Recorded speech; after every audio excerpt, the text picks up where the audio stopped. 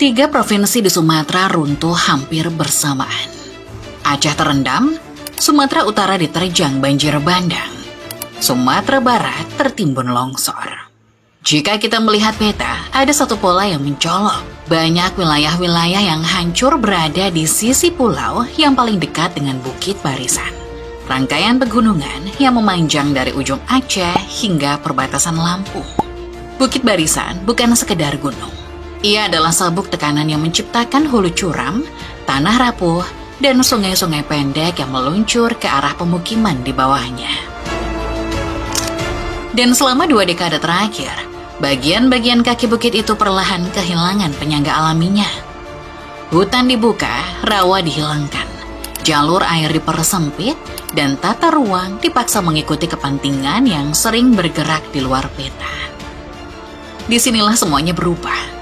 Bencana yang terlihat seperti kerja alam, ternyata diperparah oleh keputusan manusia yang menekan sisi paling rapuh dari Sumatera.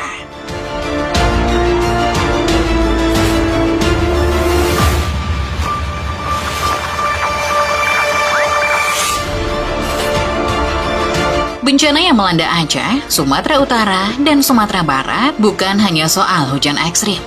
Di balik permukaan, ada rangkaian kondisi yang sudah lama terbentuk. Sistem sungai yang pendek, aliran air yang ganas, dan dataran rendah yang selama puluhan tahun ditempati tanpa memperhitungkan daya dukungnya. Ketika cuaca Samudra Hindia berubah dan membawa curah hujan besar, wilayah ini menjadi titik pertama yang tidak mampu menahannya. Tetapi yang membuat bencana ini membesar adalah kenyataan bahwa penyangga alam seperti hutan, rawa, dan jalur air sudah hilang sedikit demi sedikit yang dimulai sejak lama. Karena itu, sebelum membahas politik dan kebijakan, kita perlu memahami hal yang lebih dasar. Kenapa bentuk tanah Sumatera memang membuat wilayah ini begitu rapuh saat tekanan datang.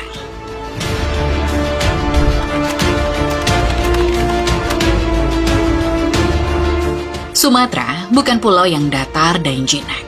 Ia dibentuk oleh barisan pegunungan yang memanjang dari ujung Aceh hingga Lampung. Bukit Barisan, rangkaian gunung api, dan patahan aktif yang membentuk tulang punggung pulau selama jutaan tahun. Di sisi barat, lerengnya curam. Di sisi timur, datarannya sempit. Dan di tengah, sungai-sungai pendek mengalir cepat menuju pesisir. Inilah fondasi alami yang membuat sebagian wilayah Sumatera berada dalam posisi yang jauh lebih rapuh dibanding daerah lain di Indonesia. Aceh, Sumatera Utara, dan Sumatera Barat berada tepat di sisi yang paling rawan itu. Hulu mereka terletak di lereng curam Bukit Barisan, tempat tanah mudah longsor dan air bergerak tanpa hambatan. Begitu hujan turun dalam intensitas tinggi, air tidak mengalir perlahan. Ia meluncur dalam kecepatan penuh menuju desa, kota, dan dataran rendah di bawahnya. Sungai-sungai di wilayah ini tidak panjang dan berkelok seperti di Jawa. Sebagian besar hanya lorong lurus yang langsung bermuara ke pesisir dalam jarak pendek. Ini membuat debit air ekstrim tidak punya banyak ruang untuk meluap secara bertahap. Sumatera Barat menerima tekanan di sisi barat bukit, tempat lereng curam bertemu pemukiman padat. Sumatera Utara menahan aliran deras dari Tapanuli.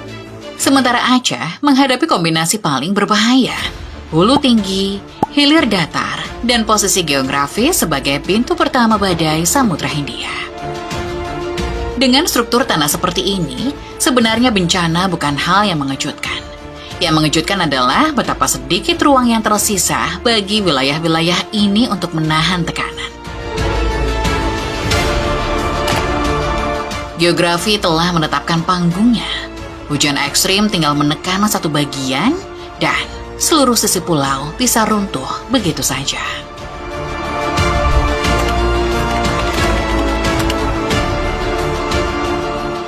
Lereng curam dan sungai pendek membuat Sumatera memang mudah jebol. Tetapi sesuatu dari luar pulau inilah yang menekan tombol awal bencananya. Sesuatu yang bergerak dari Samudra Hindia dan meningkatkan peluang hujan ekstrim jauh di atas batas normal. Memasuki akhir November 2025, indikator atmosfer menunjukkan pola yang mengarah pada cuaca basah.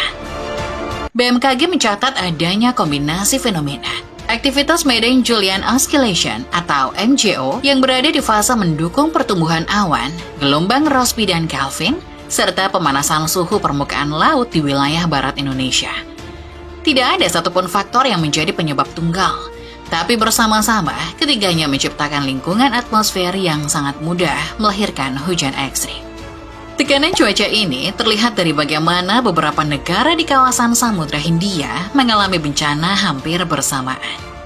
Sri Lanka dilanda banjir dan tanah longsor brutal akibat hujan deras yang dipicu siklon tropis Ditwa. Beberapa hari kemudian, Thailand bagian selatan mengalami banjir luas dan longsor di wilayah pegunungan. Peristiwa ini tidak membuktikan jalur cuaca yang linear dari satu negara ke negara lain, tetapi menunjukkan satu hal penting. Wilayah Samudra Hindia sedang berada dalam fase cuaca yang tidak stabil. Dan ketika massa udara lembab itu bergerak ke timur dan tiba di Sumatera, ia bertemu dengan sesuatu yang tidak dimiliki Sri Lanka maupun Thailand, Bukit Barisan. Dinding pegunungan itu memaksa awan naik dan memadat, menjatuhkan hujan dengan intensitas tinggi tepat di atas tanah yang sejak lama dikenal curam dan sempit. Hujan yang turun di Sri Lanka menghasilkan banjir di kota datar. Tetapi ketika hujan yang sama jatuh di Sumatera, air melesat dari ketinggian, berputar di lembah sempit, lalu menghantam dataran rendah dalam hitungan menit. Tekanan atmosfer dari Samudra Hindia bukan satu-satunya penyebab bencana ini. Namun tanpa tekanan itu, kejadian di Sumatera tidak akan pernah menjadi sebesar ini. Dan tanpa kondisi pulau yang sudah rapuh, tekanan itu tidak akan berubah menjadi tragedi.